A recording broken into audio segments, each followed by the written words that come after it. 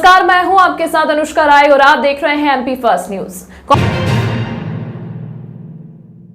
कांग्रेस ने भारतीय राष्ट्रीय कांग्रेस का 138वां स्थापना दिवस आज पूरे देश भर में कांग्रेस द्वारा मनाया गया। कार्यक्रम का शुभारंभ पार्टी के ध्वजारोहण के साथ किया गया। शहर अध्यक्ष रवि भदौरिया एवं नेता प्रतिपक्ष रवि राय ने जानकारी देते हुए बताया कि कांग्रेस के 138वां स्थापना दिवस के अवसर पर कांग्रेस के वरिष्ठ नेता एवं कांग्रेस के कार्यकर्ताओं ने मिलकर बड़ी धूमधाम से मनाया। इस दौरान सेवा दल के 100 वर्ष पूर्ण होने पर कांग्रेस शहर अध्यक्ष और नेता प्रतिपक्ष द्वारा सेवा दल के सदस्यों का स्वागत कर सम्मान किया गया। झंडा वंदन कर एक दूसरे को मिठाई खिलाकर स्थापना दिवस शुभकामनाएं दी। सेवा दल को सुचारू रूप से चलाने के लिए आज सहयोग राशि भी एकत्रित की गई। मध्य प्रदेश कांग्रेस अध्यक्ष जीतू पटवारी व अन्य नेता भी नागपुर रैली में शामिल हुए।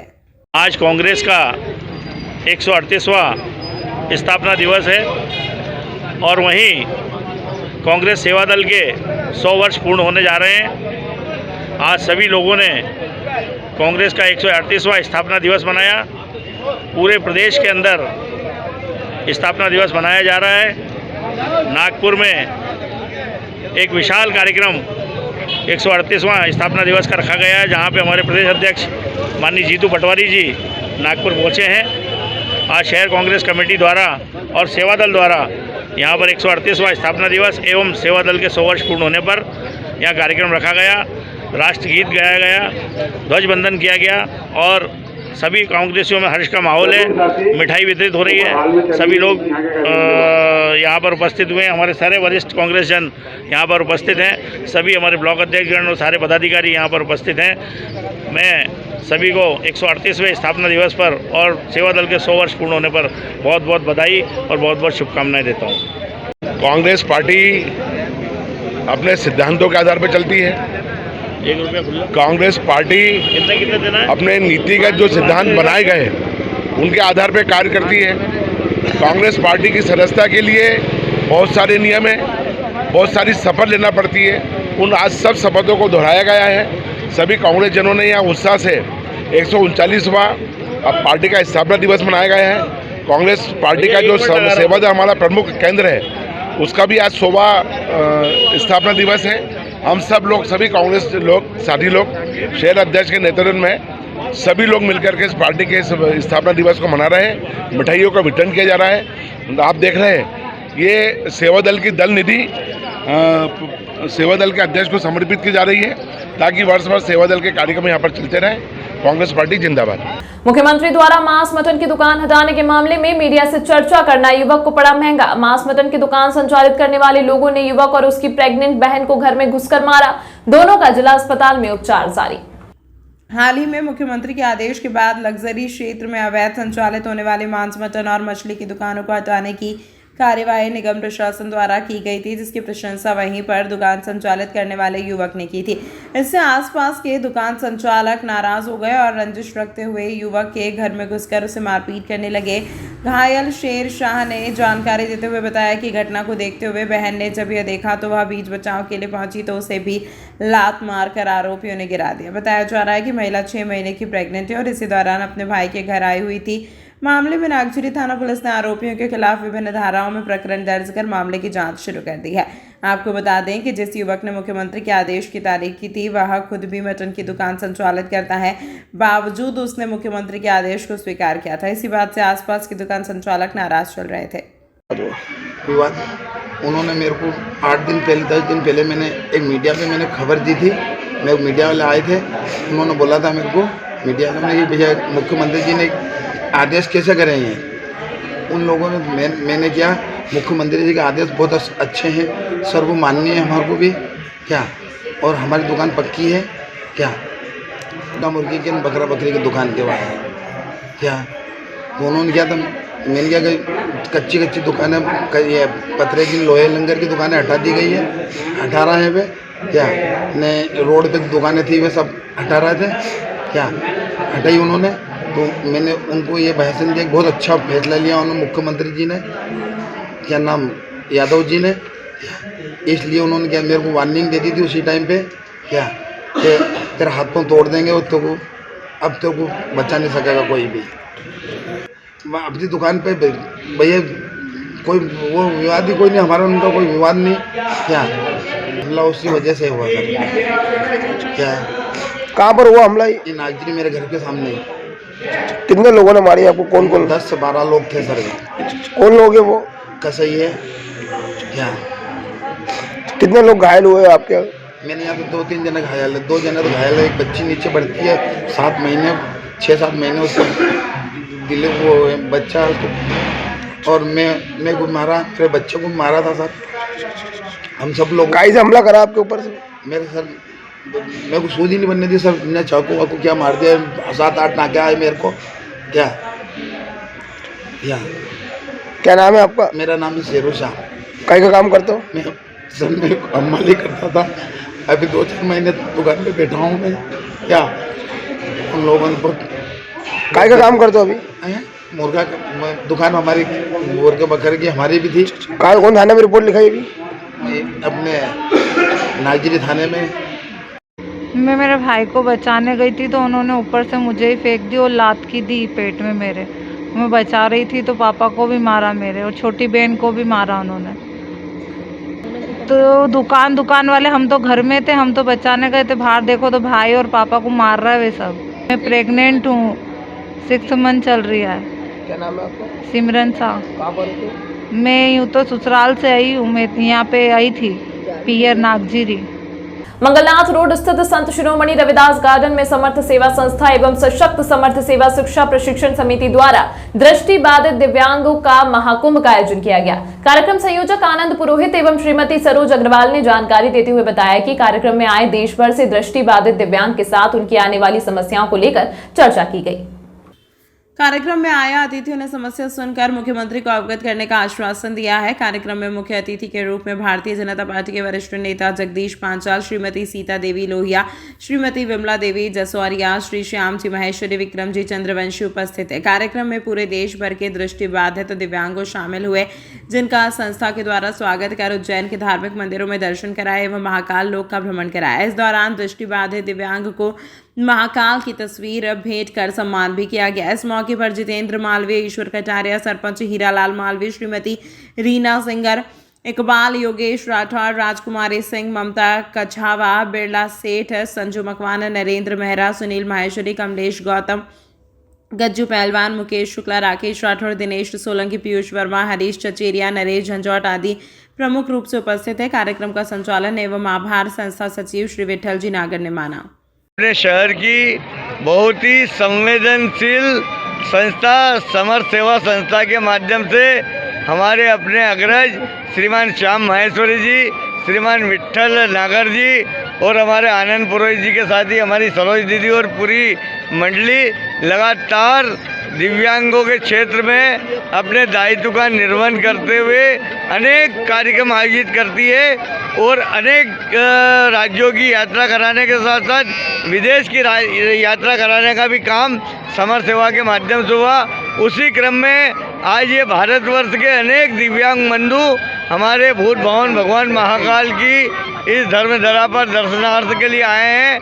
हम आह्लादित मन से इन सब बंधुओं का स्वागत करते हैं और आप देखिए कि 75 साल में देश में पहले प्रधानमंत्री नरेंद्र भाई मोदी जी हुए जिन्होंने इस वर्ग की चिंता की है। उसी क्रम में हमारे मध्य प्रदेश शासन के डॉक्टर मोहन यादव जी और हमारे लोकप्रिय विधायक अनिल कालूवाला जी लगातार इस संस्था के साथ मिलकर इस क्षेत्र के नागरिकों का लगातार सेवा और उनका सामर्थ्य प्रदान करने का संकल्प पूरा करने में लगे हैं।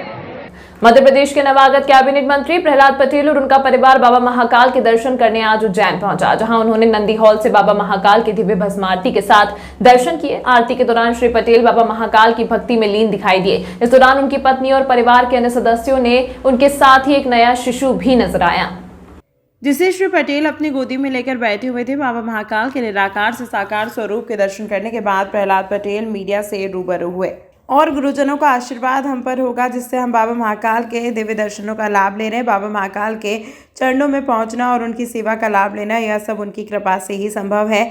हम सब बाबा महाकाल से मांगने आते हैं। मैं चाहता हूं कि मध्य प्रदेश देश के सर्वोच्च राज्य में उच्च कोटि का राज्य बने।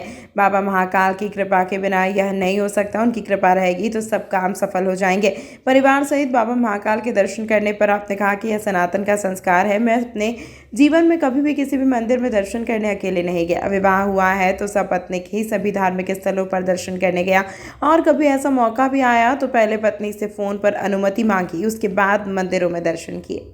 की बात ये हमारे पुरखों की पुण्याई होगी, हमारे गुरु महाराज परम पूज्य श्री जी की कृपा है कि महाकाल के चरणों में पहुंचना और उनके सेवा में शामिल होना और दर्शन करना, ये सब कृपा से ही संभव है। हम सब मांगने आते हैं लेकिन व्यक्तिगत नहीं। मैं चाहता हूं कि राज्य सर्वोच्च सूची में नंबर 1 का राज्य देश में बने। इस लक्ष्य की प्राप्ति के लिए हमारा बौद्धिक और शारीरिक सामर्थ्य पर काम नहीं करेगा। उनकी कृपा के बगैर ये संभव नहीं है।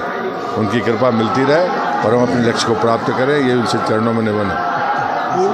परिवार के साथ आप आए थे यहाँ पे? ये संस्कार सनातन का संस्कार है कि मैं अपने जीवन में कभी अकेले नहीं गया।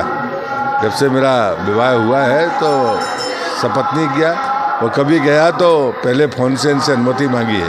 ये मेरे गुरु महाराज ने कहा है, तो इसलिए परिवार के साथ बच्चों के साथ में हूँ, ये उनकी कृपा है। हीरा मिल की चाल स्थित विजय श्री हनुमान मंदिर पर श्रीकांत सोनू टटवाल मित्र मंडली द्वारा 3 दिवसीय कार्यक्रम का समापन हुआ। सोनू टटवाल ने जानकारी देते हुए बताया कि कार्यक्रम की शुरुआत में हनुमान जी की भव्य ध्वज यात्रा निकाली गई एवं सुंदरकांड का आयोजन किया गया, जिसके बाद विजय श्री हनुमान जी की महाआरती एवं भंडारे का आयोजन कर कार्यक्रम का संपन्न हुआ। महाआरती में 31 बटुक व बड़ी संख्या में श्रद्धालु शामिल हुए। भंडारे में सैकड़ों श्रद्धालुओं ने सम्मिलित होकर महाप्रसादी ग्रहण किया। हीरा मील की चाल में कई वर्षों पुराना विजय श्री हनुमान जी का प्राचीन मंदिर है। हर रोज बड़ी संख्या में श्रद्धालु यहाँ पर दर्शन करने के लिए आते हैं और सभी की मनोकामना पूरी होती है। इस मौके पर मनीष परमार, अंकित नगर, विश्वास गौसार, रवि बरासी, करण ठाकुर, सचिन त्रिवेदी, पिंटू ठाकुर, रितेश कैरोल, धर्मेंद्र यादव, बबलू फतरोड, लोकेश माली, राजू नागवंशी, विशाल चौहान आदि सामाजिक कार्यकर्ता उपस्थित थे। कार्यक्रम में पधारे सभी का शंकर लाल टाटावत ने आभार माना। ये 3 दिवसीय कार्यक्रम था। पहले दिन 25 तारीख के दिन में ध्वज यात्रा निकाली थी। कल सुंदरकांड पाठ का प्रारंभ किया था। आज विशाल भंडारा और महाआरती करके विशाल भंडारे का आयोजन रखा गया है। यहाँ पे महाआरती में क्या बोलते 21 ब्राह्मण देवता भी आए थे और हम सभी लोग थे, मतलब मोहल्ले के सभी लोग थे। हमारे हनुमान जी का प्राचीन मंदिर है विजय श्री हनुमान जी, वहाँ पर आरती गिरी, उसके बाद भंडारा प्रारंभ करवाया। हमारी टीम बहुत बड़ी है, मतलब बस हनुमान जी महाराज की कृपा है, सब उनके आशीर्वाद से हुआ है। और प्रसादी में क्या बोलते दाल बाफले, चावल, मूंग का वो रवे का हलवा ये बनाया। सबको मैं बहुत बहुत धन्यवाद देना चाहता हूँ और मैं चाहता हूँ कि अधिक से अधिक संख्या में पधारे और इस भंडारे का लाभ लेवे। क्या नाम है आपका? श्रीकांत सोनू टाटावत। पिछली सरकार में उज्जैन के प्रभारी रहे जगदीश देवड़ा डिप्टी सीएम बनने के बाद पहली बार उज्जैन पहुंचे। उनके सर्किट हाउस पर पहुंचने पर बीजेपी के कार्यकर्ताओं ने फूल माला से देवड़ा का स्वागत किया। जगदीश देवड़ा गुरुवार को महाकाल मंदिर दर्शन करने, इसके बाद वे सुबह 9 बजे उज्जैन से जावरा के लिए रवाना होंगे। बाद में मंदसौर जाएंगे। रात करीब 8 बजे उज्जैन पहुंचे डिप्टी सीएम का स्वागत पूर्व मंत्री पारस जैन ने हार मालाओं से किया। इसके बाद मीडिया से बात करते हुए देवड़ा ने कहा कि बाबा महाकाल के आशीर्वाद से दायित्व मिला। प्रदेश का विकास हो, सब दूर सुख शांति रहे, प्रदेश नंबर 1 पर आए, यही कामना भगवान महाकाल से करने आया हूँ। आने वाले लोकसभा चुनाव को लेकर देवड़ा ने कहा कि प्रदेश की 29 सीटों पर बीजेपी जीत दर्ज करेगी। इसके लिए हम सब चीनवी मैदान में आएंगे। राहुल गांधी की दूसरी न्याय यात्रा को लेकर कांग्रेस पर तंज कसते हुए देवड़ा ने कहा कि कांग्रेस ने आज तक न्याय नहीं किया, कांग्रेस को जनता ने जवाब दे दिया है। शिप्रा शुद्धिकरण को लेकर डिप्टी सीएम ने कहा कि यही सरकार शिप्रा को शुद्ध करने का काम करेगी। पहली बार बाबा महाकाल के दर्शन करने उप मुख्यमंत्री बनने के बाद क्या कुछ अब बाबा से आशीर्वाद? वैसे तो लगातार महाकाल बाबा का ही आशीर्वाद है, लेकिन ठीक है, ये कोई दायित्व मिला है, उसके बाद पहली बार आना हो रहा है, तो महाकाल का आशीर्वाद दर्शन करेंगे और महाकाल से यही प्रार्थना करेंगे कि सब प्रदेश हमारा आगे बढ़े, निरंतर विकास हो और देश में नंबर 1 पर आए और यशस्वी प्रधानमंत्री नरेंद्र मोदी जी के मार्गदर्शन में, उनके आशीर्वाद से देश भी हमारा विश्व गुरु के स्थान पर पहुँचे, यही प्रार्थना हम महाकाल बाबा से करेंगे। सर, नया जो मंत्रिमंडल है, मुख्यमंत्री भी कहीं ना कहीं मध्य प्रदेश सरकार अब सनातन धर्म की ओर ज़्यादा रुख कर रही है, क्या? बिल्कुल, मंत्रिमंडल अच्छा बना है, संतुलित मंत्रिमंडल है, सब मिलकर के काम करेंगे और प्रदेश को आगे बढ़ाने का काम करेंगे। आने वाला लोकसभा का चुनाव है, 29 सीट पर भारतीय जनता पार्टी विजयश्री प्राप्त करेगी। जनता का अपार उत्साह है भारतीय जनता पार्टी के प्रति, अटूट विश्वास है और सबका साथ, सबका विकास, सबका विश्वास और सबका प्रयास, इस परिकल्पना को पूरा करने का काम केवल भारतीय जनता पार्टी ही कर रही है। और इसी बात को लेकर के चुनावी मैदान में हम सब लोग जाएंगे और 29 सीट पर भारतीय जनता पार्टी काबिज होगी। राहुल गांधी अब न्याय यात्रा निकालने के मूड में है, उसको लेकर क्या? वो आज तक न्याय किया ही कहाँ उनने कोई। कांग्रेस को अभी जवाब दे दिया जनता ने। इस विधानसभा के चुनाव में प्रचंड बहुमत दिया मध्य प्रदेश में, राजस्थान में सरकार बनी, छत्तीसगढ़ में सरकार बनी, तो ये बता दिया है कि जनता किसको चाहती है, काम करने वाले को चाहती है और काम भारतीय जनता पार्टी ने किए हैं। इसलिए जनता का बहुत विश्वास है और मोदी जी ने गारंटी ली है, इसलिए मुझे लगता है कि कोई शंका नहीं है। 22 जनवरी को भव्य राम मंदिर, बिल्कुल बिल्कुल, मंदिर वहीं बनाएंगे, मंदिर भव्य बनाएंगे, मंदिर बन गया है। 22 तारीख को यशस्वी प्रधानमंत्री के उपस्थिति में, मार्गदर्शन में घंटे घड़ियाल बजेंगे, महाआरती होगी और सब लोग वहां पहुंचेंगे। मध्य प्रदेश में क्या होगा उस दिन 22 जनवरी को, क्या होगा? पूरे देश में, केवल मध्य प्रदेश में नहीं, पूरे देश में और पूरा वर्ल्ड देखेगा। उज्जैन नगरी में सिंहस्थ भराता है 12 सालों में, लेकिन शिप्रा का शुद्धिकरण आज तक नहीं हुआ। अब ये सब काम भाई, सब काम इसी पार्टी ने किए और यही पार्टी करेगी, यही सरकार करेगी। धन्यवाद। एक आखिरी क्वेश्चन है, एमपीएससी का परिणाम में उज्जैन के हर्ष राठौड़ ने अपनी बाजी मारते हुए डीएसपी के पद पर काबिज हुए हैं। परिवारजनों को खबर मिलते ही घर में खुशियों का माहौल छा गया। राठौड़ समाज के लोग और समाज जन ढोल नगाड़े लेकर हर्ष के साथ घर पहुंच गए और बधाइयों का सिलसिला शुरू हो गया।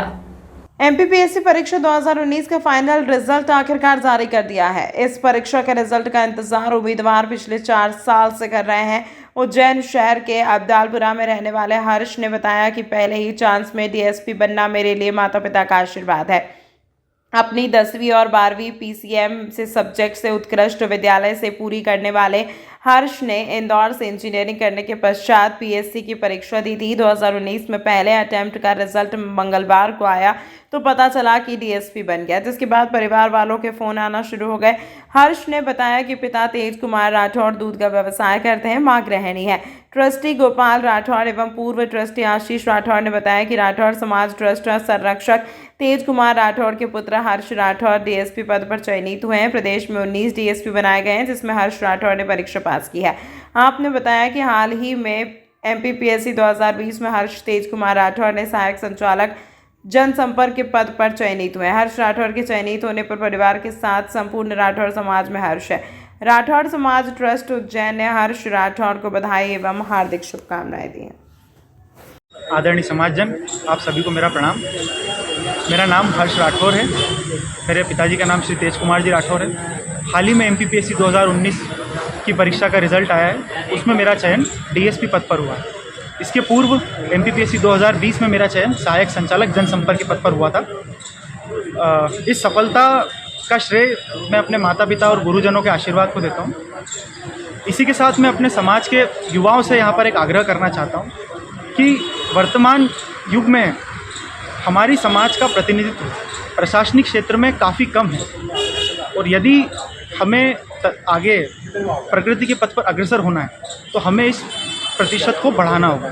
इसके लिए मैं अपने युवा साथियों से आग्रह करता हूं कि वे इस फील्ड को जानें, समझें और इस तरफ अपना कैरियर बनाने का प्रयास करें, क्योंकि कई मिथ हैं जो इसको लेके फैलाए गए कि परीक्षा काफ़ी जटिल है, ऐसा है वैसा है। पर मेरा मानना है कि अगर हम प्रॉपर गाइडेंस में और प्रॉपर एकाग्रता से अगर तैयारी करें तो हम इसमें सफलता प्राप्त कर सकते हैं। तो और इसी के साथ मैं एक बात और कहना चाहूँगा कि अगर किसी साथी, युवा साथी को लगता है कि उसकी इस तैयारी की जर्नी में मैं उसकी हेल्प कर सकता हूँ तो मुझे बड़ी खुशी होगी अगर मैं आपकी हेल्प कर सका तो। इसी के साथ जय श्री राम। तमाम महत्वपूर्ण खबरों के लिए देखते रहिए MP फर्स्ट न्यूज़।